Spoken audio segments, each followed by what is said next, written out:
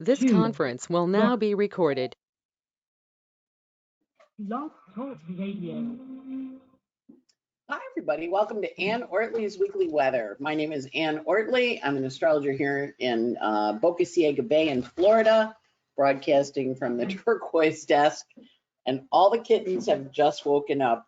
So everybody is running around, jumping and yelling. So if you hear background noise, crashes, craziness, it's the kittens.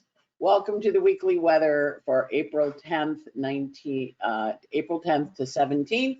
2022. The theme for the week is I Dreamed a Dream. So let's talk a little bit about the energy and what we can expect in this week ahead. We have a lot of exciting things coming ahead. So we're playing with our transformational energy here, shifting our stuff.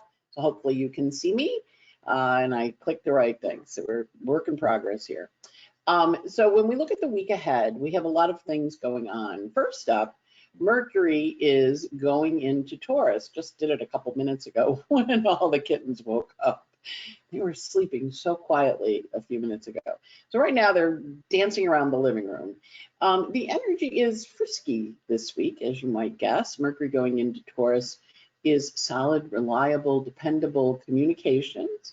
Remember, he is answering to Pisces. He went into Taurus a few minutes ago at 10:09, today's Sunday. So there's a lot of energy around words, communication, and we have a busy week in the sky ahead. So we're going to talk it right to it and start talking about what's going on. So we will share the screen and hopefully move everything forward one giant step. All right, first up today, Mercury entered Taurus. So that just happened. And when Mercury goes into Taurus, he's going to be there, for a few weeks. And he wants to make commitments with his communication. This is the chart forecast for Washington, D.C. And you see Mercury there speaking to, talking to Venus and Pisces. He's moving into a sextile with her. Remember, he's moving really quickly right now. So he's going to sextile Venus, and she's in Pisces, the sign of her exaltation. So she's pretty happy. She's ruling the North Node of Fate. She is ruling Uranus. She is ruling Mercury and any planets in Libra. None in the sky right now, but there will be some a little bit later this week. So there's a lot of energy for her around kind of a forward motion, full steam ahead. So Venus, Mercury, and Taurus. Now, when Mercury goes into Taurus, the last couple of weeks he's been in Aries. So the rhetoric has been hot and fiery. People have been in the mood to fight. A lot of arguments, a lot of fire. Mercury in fire is fast. Mercury in Aries is matches. Lively, smart, quick, forward motion energy. Now that he's in Taurus, it's kind of like slow it down. Continue moving quickly because he's moving quickly, but he's grounded. He's not like fiery. He's like, okay, let's get practical. Let's figure out what we're doing. Let's focus on our dreams, focus on our structures. Let's get that moving in a slightly better way. So there's a lot of energy right now with that kind of forward motion because he is moving quickly. He's going to go to this week. He's going to move from 28 Aries to 1336 Taurus. So he's going about 2 degrees a day. That's pretty fast. He goes a little bit faster, but that's about his top speed. So we're going to find lots of communication. And this week, Mercury talks to a lot of planets as he goes through that first part of Taurus. He gets to every planet in your chart between 28 Aries and 13 Taurus is activated, right? So he's really, any planets that you have at those numbers is going to have a Mercury aspect. Next up, this is the big event of the week, and this is the big event that all the astrologers are talking about, is the Jupiter-Neptune conjunction that takes place on April 12th at 12:42 a.m. Now, Neptune takes 14 years in a sign, so Jupiter meets up with him every 12 years when he goes around the chart. So the last time he met up with him was in 2009, and they met up at 24 Aquarius. So you notice in December of 2009, you notice that Saturn is at 23 Aquarius. So the cycle that began in your life around expanding your dream, because Neptune is your dream, and Jupiter is how we expand, how we relate to the world. We're finishing the cycle from December of 2009, and we're starting a new chapter. Both Jupiter and Neptune love Pisces. That's one of their favorite signs. Of course, Neptune rules the ocean and Jupiter rules Pisces in traditional astrology. So when the two of them meet up, it's a really big moment. And it's very expansive. It's very watery. It's very emotional. You may find you're running extra emotional. And of course, Venus is in Pisces, encouraging all the Taurus planets, which normally are very grounded, encouraging all of them to be emotional. So we have this very fluid energy. This initiates a new 12-year cycle. As I mentioned, Neptune takes 165 years to go around the chart. The last time Jupiter and Neptune met up was in March of 1858. There's a lot of noise over there. I have no idea what they're doing. March of 1858. And in February of 1858 was when they signed a treaty ending the Crimean War, which was a war that was fought by the Ottoman Empire and Russia, and they fought for a couple years over that Crimean Peninsula, which is part of Ukraine. So hopefully, fingers crossed, this will represent an ending to that energy. It also starts a new 12-year cycle about our dreams. So look at planets in your chart at 23 and look and see where they are, what's going on, how those planets are being activated, because every planet in your chart that's 23 is really stimulated. Notice in this chart, the nodes of fate are 22, 23, right? So they're getting the trine, the south node's getting the trine, the north node is getting the sextile. The thing that makes me a little nervous is when we look at world events, 23 of the mutables is when Bhopal happened, which was, of course, the gas explosion in India. And it's also when Chernobyl happened, which was the nuclear event in Ukraine.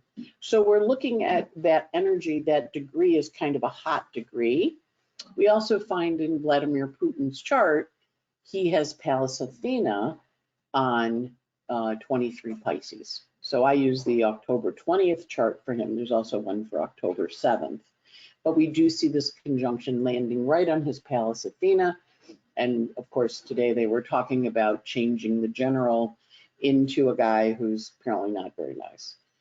So we'll see what happens. This is going to be a really interesting week in the war. And then in a couple weeks, Mars is going to come and activate this point.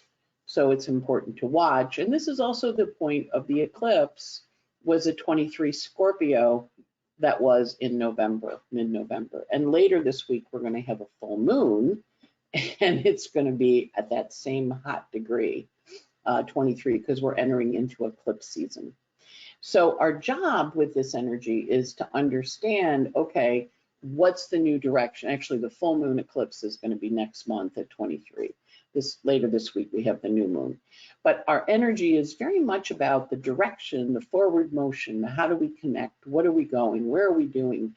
There's this expansive energy that's really flying in the sky. So we're going to watch this and kind of figure out what the story is and how we work with it. So it's important to pay attention to that and figure that out. The next up is Mars is going to enter Pisces this week.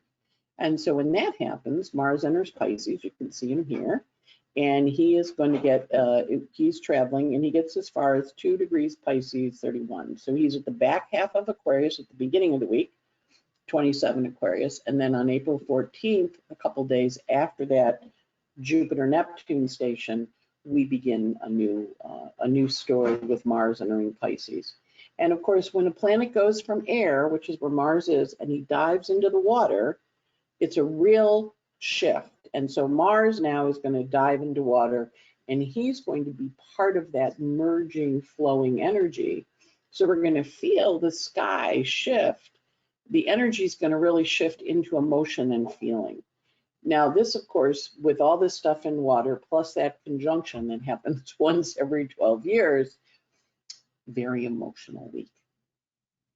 Very fluid week, very feeling week, a lot of ending energy, you know, because we're ending a 12-year cycle that began in December of 2009, because when the conjunction happened, it ends the cycle, and we're now beginning a new cycle. So endings, new beginnings. As Mars goes into Pisces, there's a deep, dreamy feeling of him when he does this shift. So we're going to watch for that shift that happens on Thursday.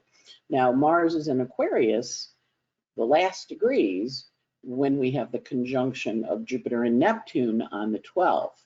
But we know that he's kind of going, oh, wait, I'm coming, and he's diving. So kind of think those cliff divers, you know, in Acapulco when they dive in for the pearls.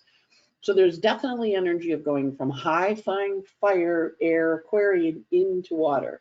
Now, this also, of course, you know, having watched the, what's the right word? Having watched COVID over the last couple of years, whenever there's a big Neptune aspect, but whenever there's a big Pisces aspect, there's a variant that comes out. So we're going to watch the news for a variant as Mars dives into Pisces and see what it says, because when Jupiter goes into Aries next month in May, we may very well see another big variant. Remember, Jupiter is a big guy, so he may bring us a big variant of COVID. I know this is, you're kind of going, and like the news is bad.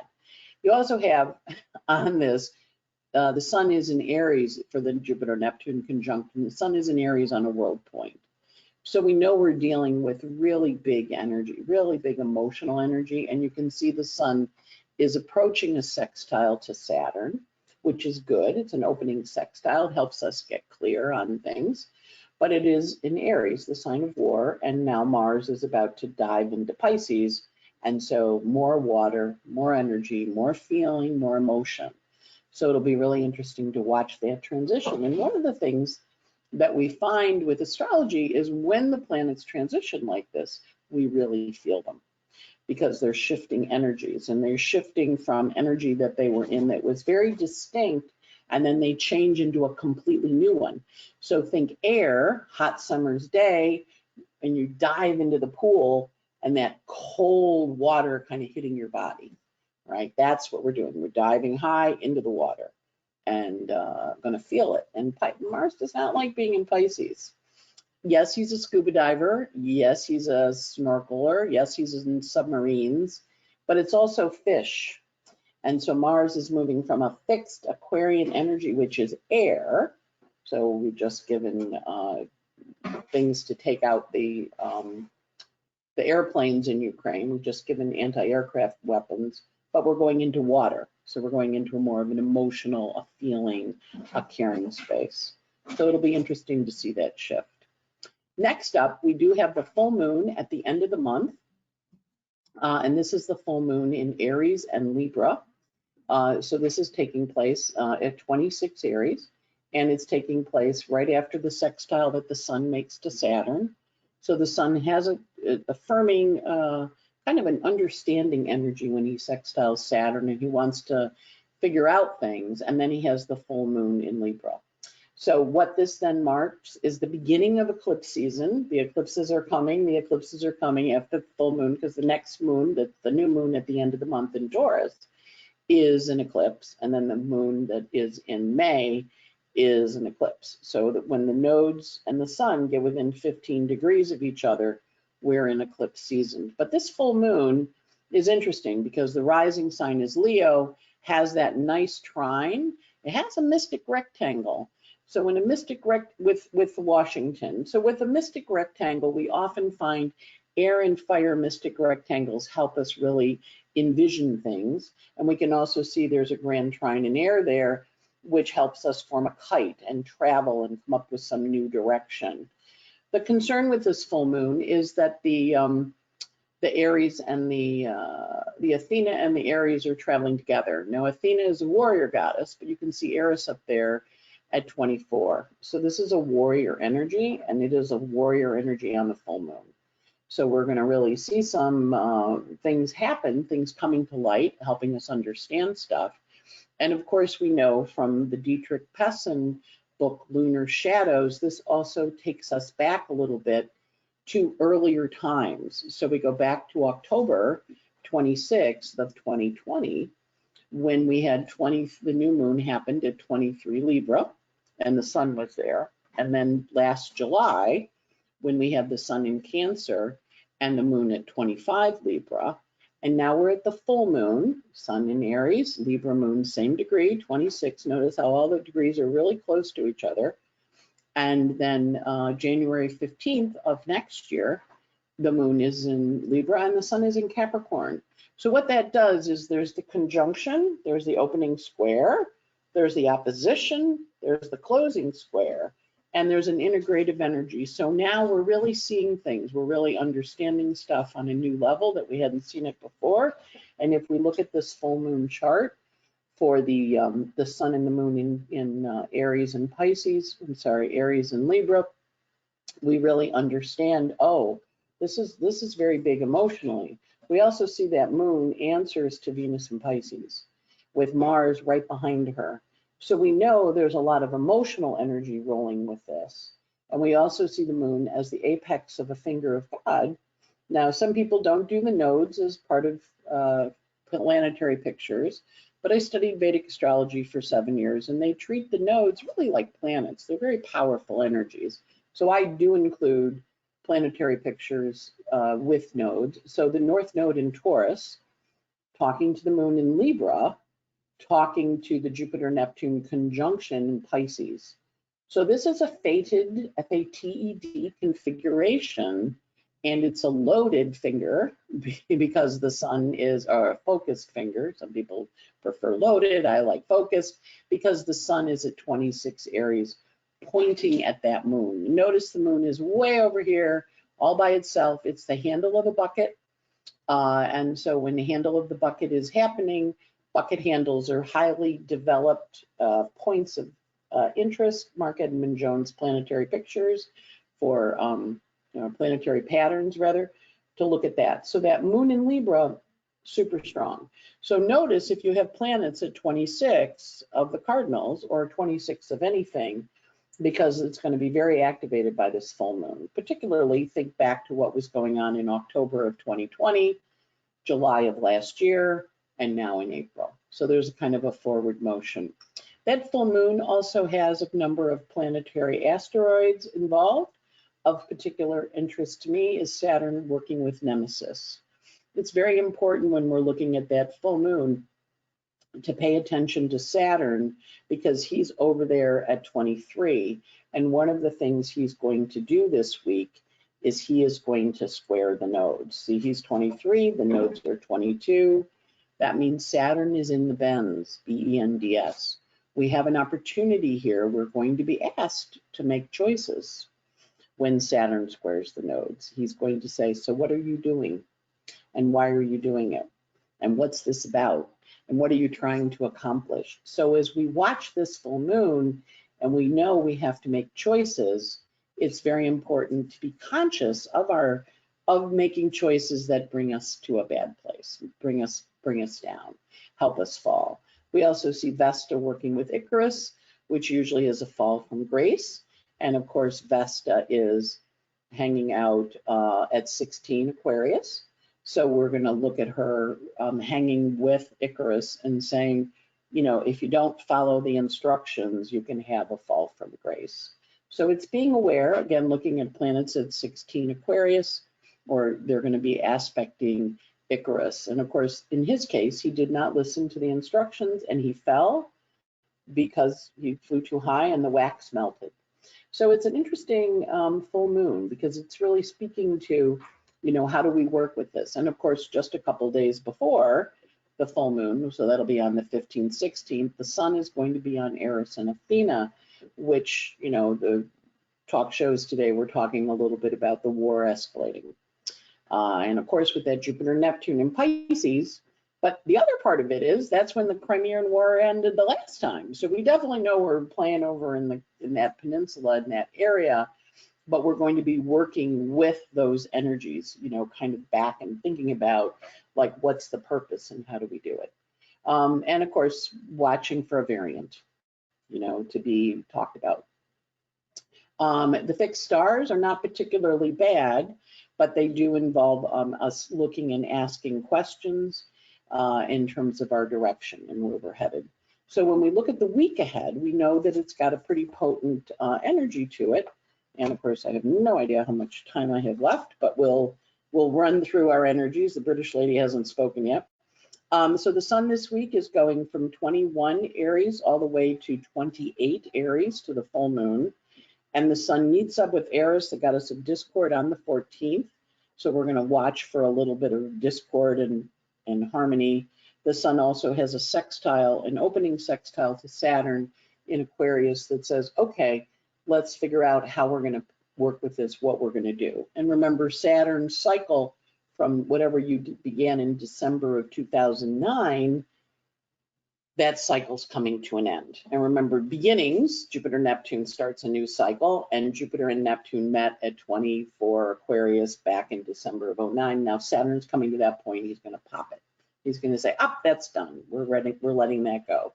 And we watch these planetary points because they stay hot for a while. So we know that this is a hot point, this 23, 24, that's where the COVID clump was too. So we know we're working with energy that's very strong, and we see the nodes at 22 Taurus trining the COVID spot.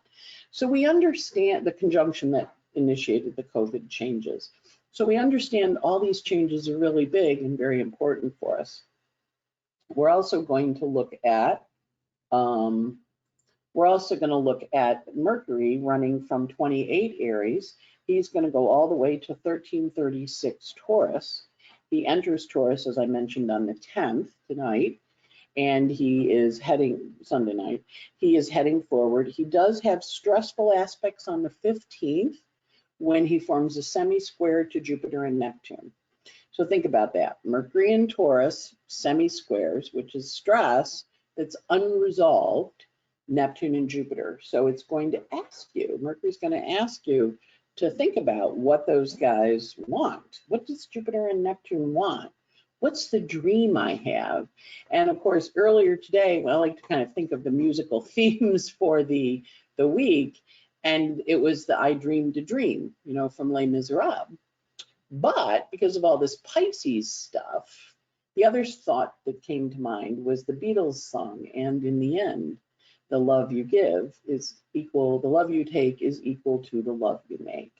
So it's an interesting week where we get to choose how we're going to work with these energies. They're very potent, intense, passionate, a little over the top, but it's understanding how you take the space. So I was working on something this weekend, and there was a lot of, well, okay, how do we hold the space for this? How do we help people hold this energy and contain it? And I think this week is very much a week of holding the space, holding the energy. Not a lot of words. Mercury's in Taurus. He doesn't talk. He's answering to Venus in Pisces. She's music. She hums. She tones.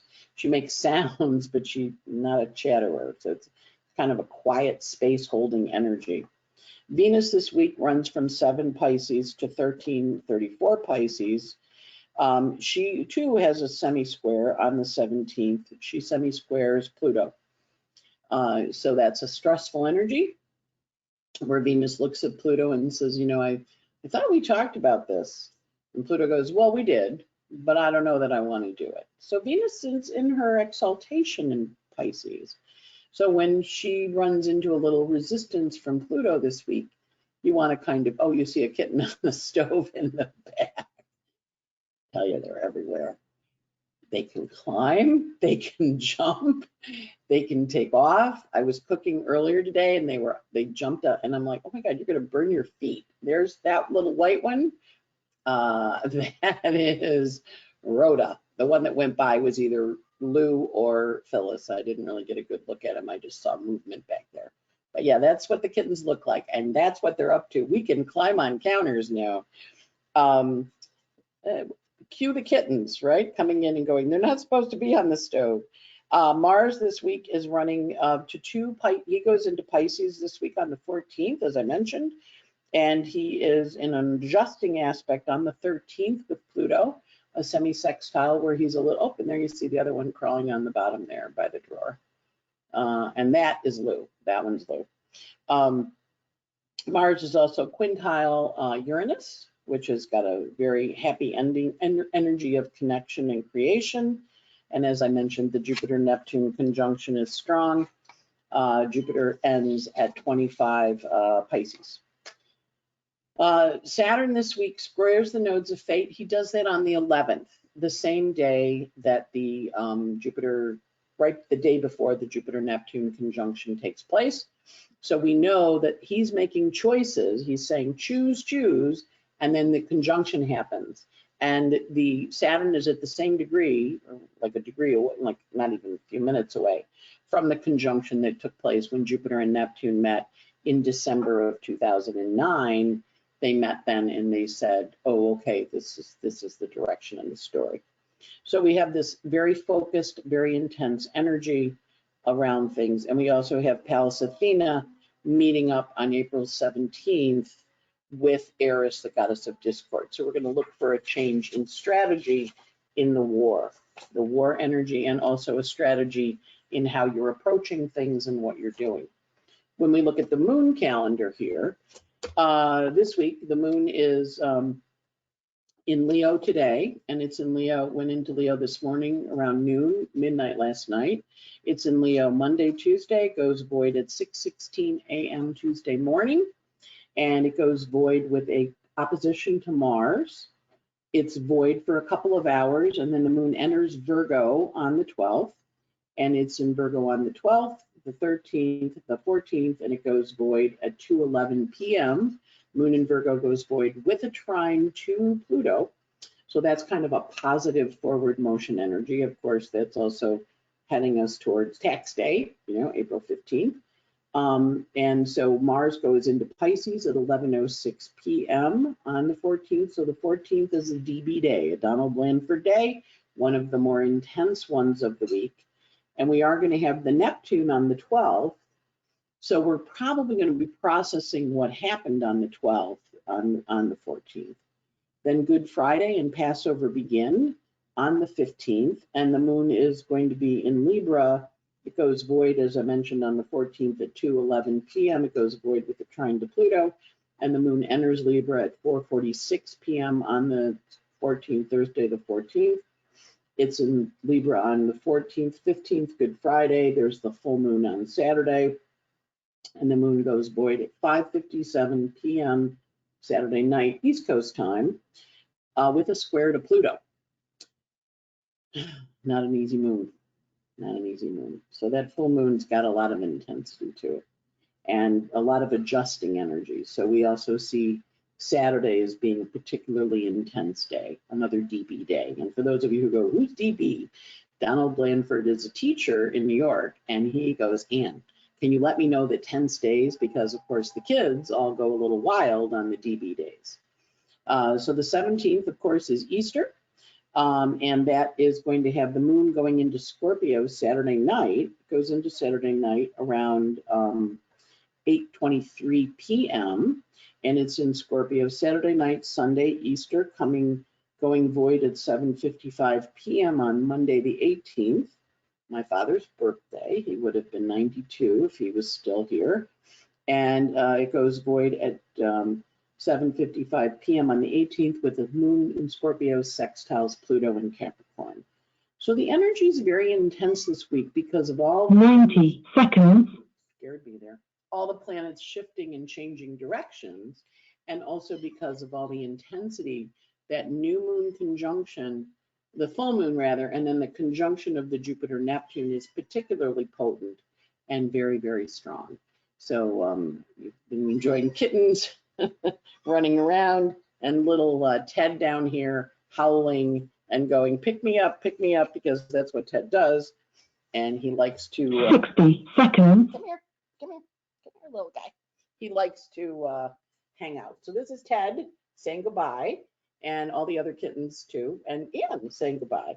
Hopefully you have a great week. Remember, find things that love you and that you love and you can snuggle with, like little Ted here and other kittens, or whatever works for you.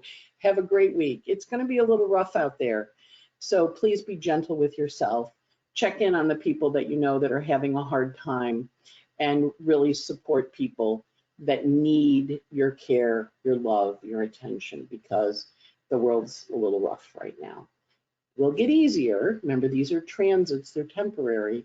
But while we're in the midst of them, and especially this week because everything's so swirly, you may feel it's 10 seconds. much more overwhelming. So British lady tells me I have to hang up. Have a great week. Bye.